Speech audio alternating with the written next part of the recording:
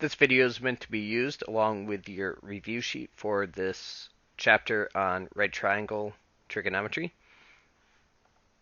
You were assigned to do the evens over the weekend.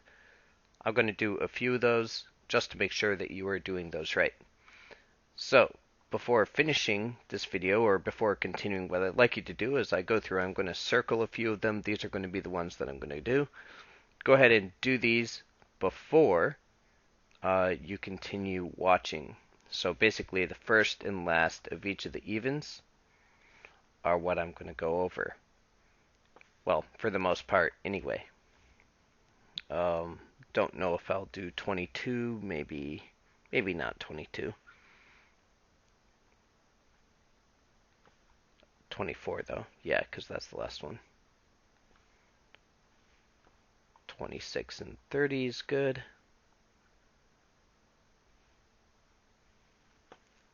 Just one of these. And yeah, sure, two of these. And two of these. So, go ahead, pause, do all the ones that I circled, basically, with the exception of number 36. The first and last of each of these is what we're looking for. So go ahead, pause, do each of those before continuing.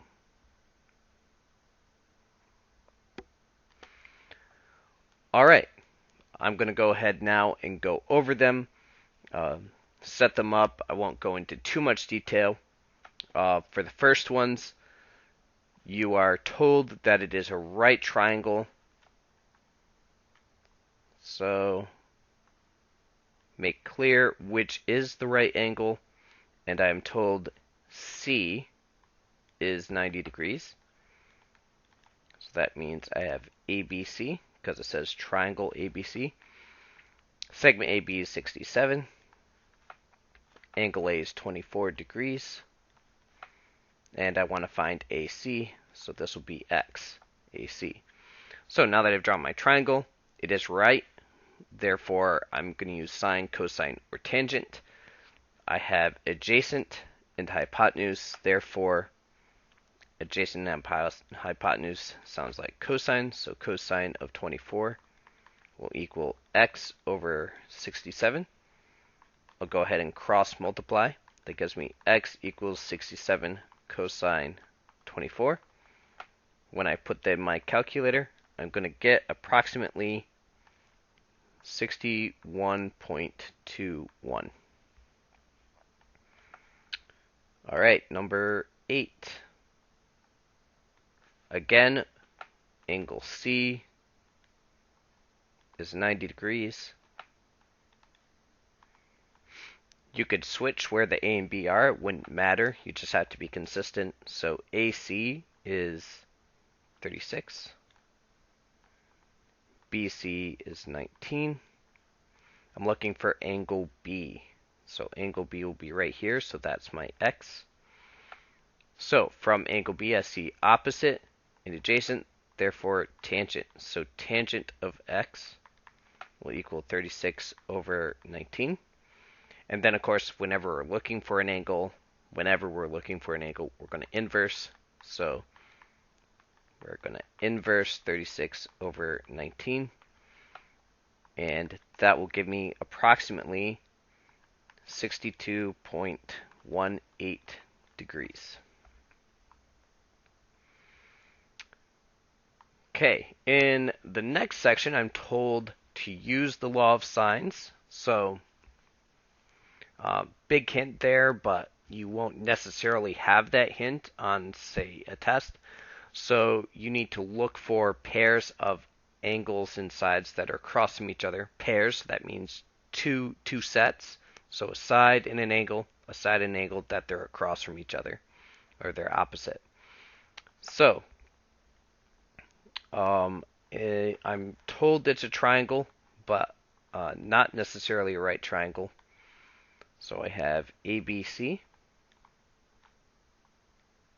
Again, you decide where they go. You just have to put the pieces in the right spot. So B is 100. AC is 52. Angle A is 50. And I'm looking for BC, so that, see how these are across? That's what I'm talking about. So, law of sines, sine of 100 over 82. 52. My bad. 52. That looks like an 8. 52. Equals sine of 50 over x, cross multiply. So I have x sine 100 equals 52 sine 50. And then divide by sine 100. I'll just drop down here. So x will be 52 sine 50 all over sine 100. And when you're typing that in your calculator, make sure parentheses there, and we'll get approximately, let's see here, 40.4. Number 16, again, just a random triangle, angle C being 56, AB 93, AC 59. Find angle A, so I want an angle this time, so x. So sine x over, did I mislabel these? AB, AC. I did not, so this is going to be a trickier one. So we do need pairs of opposite sides and angles, and I can't get this x directly because I don't know this side. Alright, so therefore, I am going to go ahead and find this angle, angle B first. So I see that this is a cross, and this is a cross, and I'm going to remember that there are 180 degrees in a triangle. So I can subtract the 56 and subtract this other angle, y is what I called it, and that will give me my answer in the end.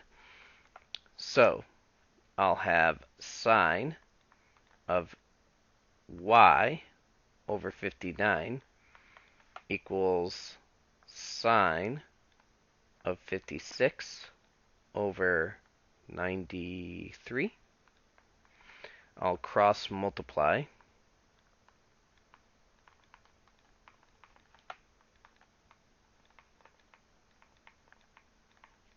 Then I'll divide by 93.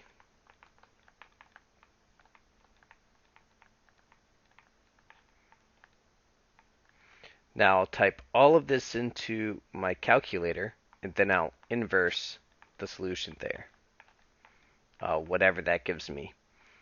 And then that will give me y, and then I'll subtract it from 180, and I'll leave that for you to finish. Alright, number 10, I do see that I'm doing the law of cosines. So you won't necessarily have a hint, but law of cosines is typically when you have a side angle side setup or a side side side setup, and it's not a right triangle. So I'll go ahead and draw my triangle, and B is 110, AB is 10, BC is 6. Find AC, so here's my x. These are across. So x squared equals 10 squared plus 6 squared minus 2 times 10 times 6 cosine 110. And I can type all of this into my calculator. I'll get x squared equals something, whatever this is that I type it all in. And then I'll square root it. Don't forget the square root. And in the end, for number 18, I'm going to get 13.31. Number 24, again, drawing my triangle. And AC is 7, BC is 3, AB is 6, and I want angle B, so I want this angle. So these are across from each other. I have a side-side-side setup. So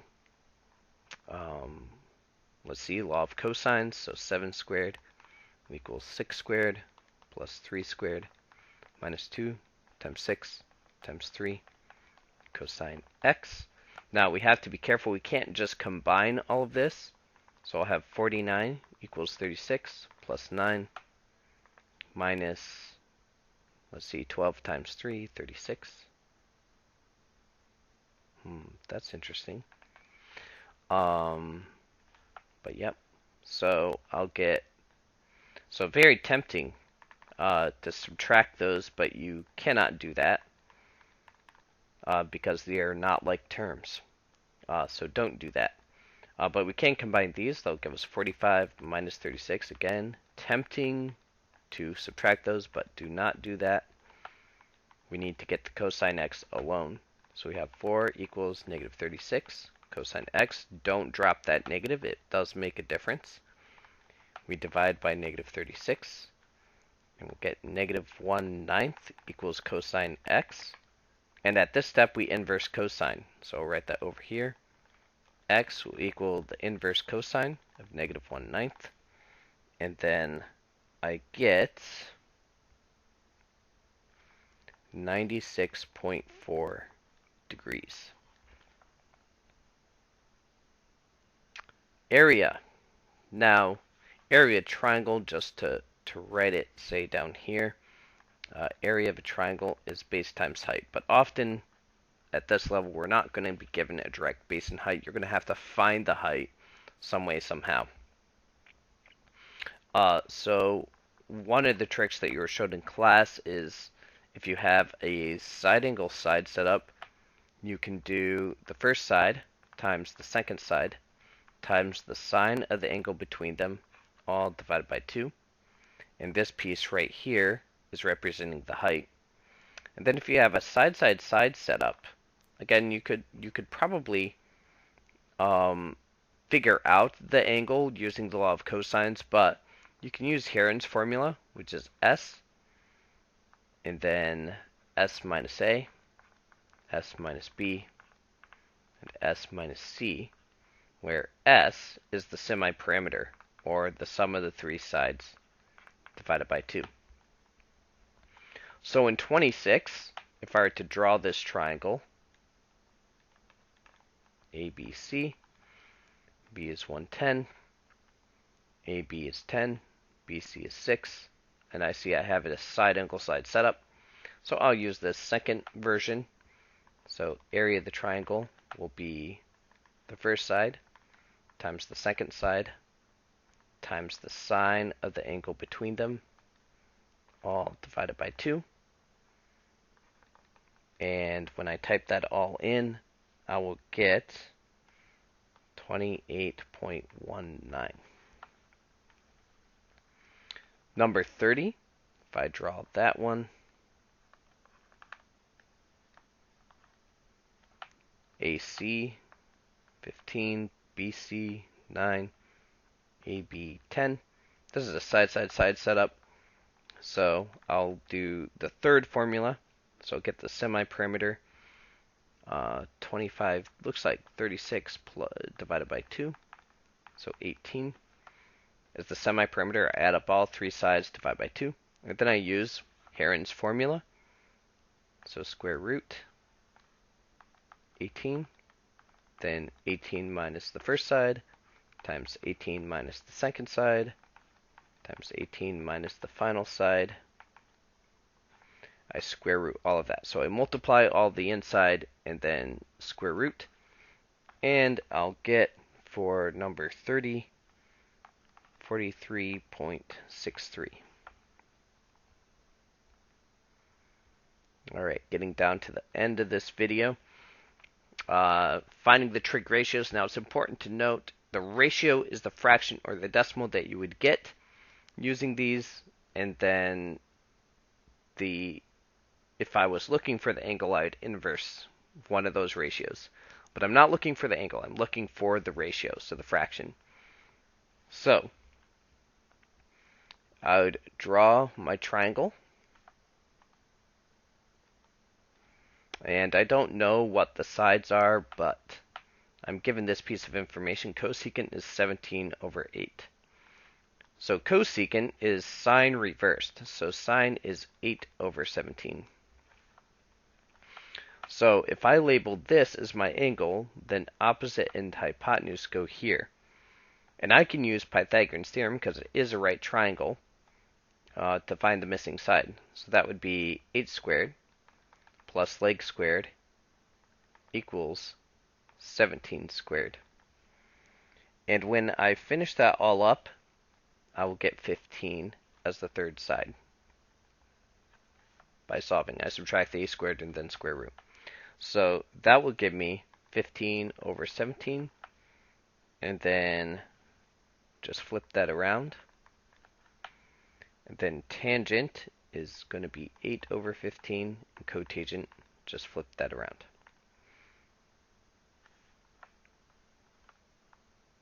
Um, 36, I think I said to skip, yep. Alright, so use the information to find the given angle. So now I want the angle. Now, if your calculator did inverse cotangent, then you could just inverse it right here. But most of your calculators are not going to do that, or if you were old school and we're doing a table, you're not going to have a table of cotangents likely. So we're going to switch this. We're going to remember that cotangent and tangent are reciprocals of each other. So I'm going to switch to tangent, and I'm going to flip this around, and then I'll inverse using tangent. And in this case, 38, I should get 61.4 degrees. So secant is the reciprocal of cosine. So I'm going to say cosine of my angle. And then I just flip this around. And then I'll inverse cosine. And in this case, 42, I'll get 51.3 degrees. And finally, the last piece of the puzzle, coterminal angles. And I'm going to go ahead and add into this reference angles. It's not in the directions to do this, so if you didn't, don't worry about it. So it says to find a positive and, so make sure we follow directions, negative angle that is coterminal. So that means the terminal ray ends up in the same spot on the unit circle. And is between negative 360 degrees and 360 degrees. So that's pretty simple.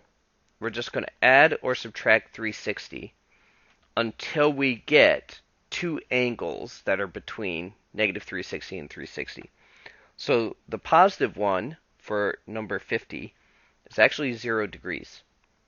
And the negative one will be negative 360 degrees. And I just get that by subtracting 360 multiple times. Number 50, I'm going to subtract 360 multiple times. And when I do, the positive one will be 114 degrees. And then I'll subtract one more time and get negative 246 degrees as the negative one. Alright, now let's talk reference angle. A reference angle is an angle that is first positive. It is made with the x-axis, and it is acute. Okay, so less than 90.